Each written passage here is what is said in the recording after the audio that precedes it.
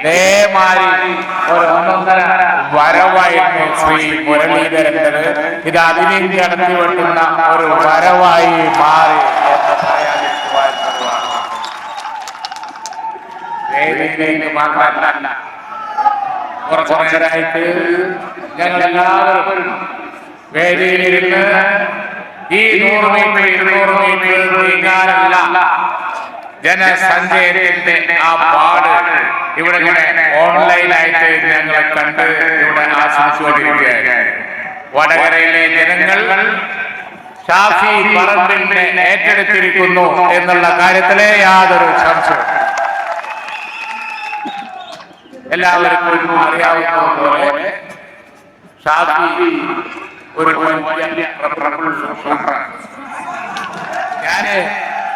ഞാൻ അധികം പറയുന്നില്ല, പറയേണ്ട ആവശ്യമില്ല, മിതമായി പറഞ്ഞാൽ മതി. കാരണം എന്താണെന്ന് വെച്ചാൽ ഇവിടെ ഒരു ഇരമ്പം കേൾക്കുന്നുണ്ട്. വരവാണോ ജനങ്ങളുടെ സാഗരമാണോ എന്നറിയില്ല. ഒരു ചെറിയ ഇരമ്പം കടൽ പോലെ, അത് ആവേശത്തിന്റെ തിളക്കമാണ്. ഈ ട്രബിൾ സോഷ്യൽ ഇപ്പോ ഇവിടെ വന്നു. ഇന്നലെ അത് UDF പാലക്കാട്ട്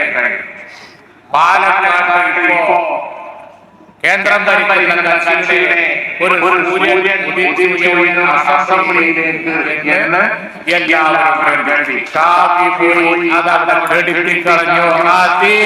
അവിടെ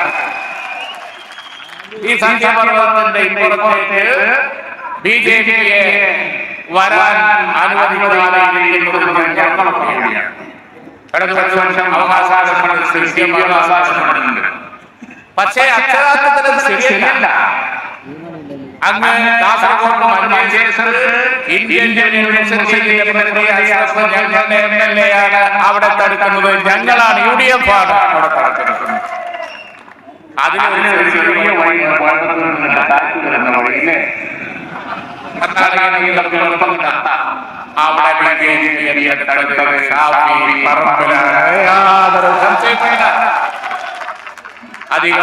ശ്രീധരൻ പോയി. നമ്മളിവിടെ വമ്പിച്ച ഒരു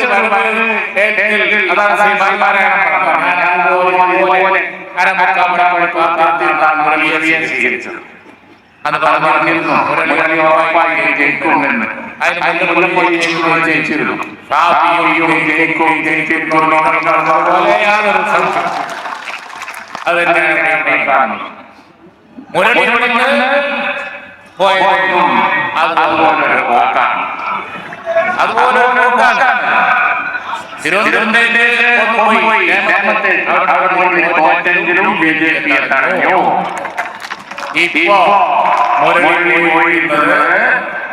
ഏതോ പറഞ്ഞില്ലേ, പുലിയെ പിടിക്കുകയാണെങ്കിൽ അതിന്റെ മടയിൽ ചെന്ന് പിടിക്കണം എന്ന് പറഞ്ഞില്ലേ?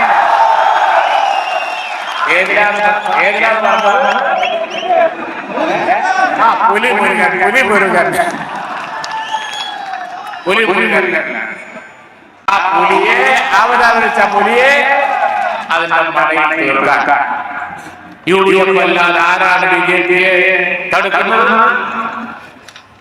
LDF ആണോ? ഒരിക്കലുമല്ല.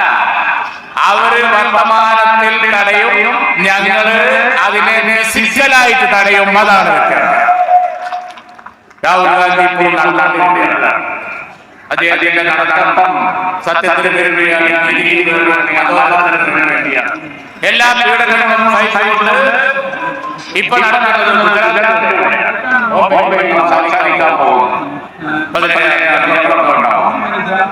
അപ്പോ ആ ത്യാഗം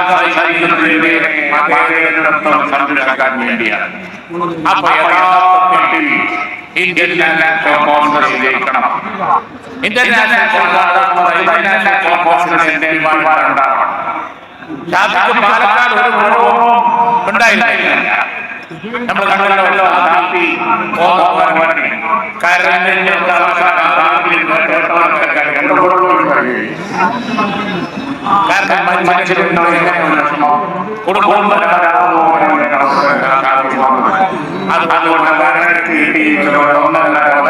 യാതൊരു സംശയം ആ കാര്യത്തിൽ. അസംബ്ലിയിൽ ആവശ്യം നന്നായി അവതരിപ്പിക്കണം. ചന്ദ്രശേഖരൻ അസലായി എന്നാൽ ആരെയും വേദനിപ്പിക്കാതെ ആ വാക്കുകളോട് ഒരു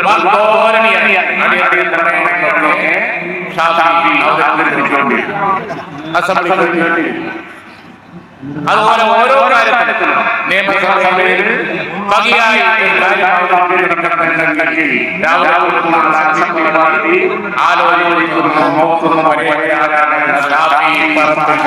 ഒന്ന് വേറെ ആരും വിദ്യാഭ്യാസം പറയില്ല.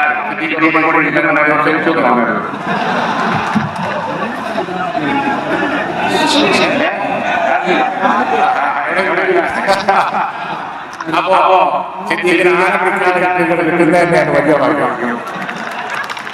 എന്തായാലും ശരി, നമുക്കൊക്കെ അറിയാം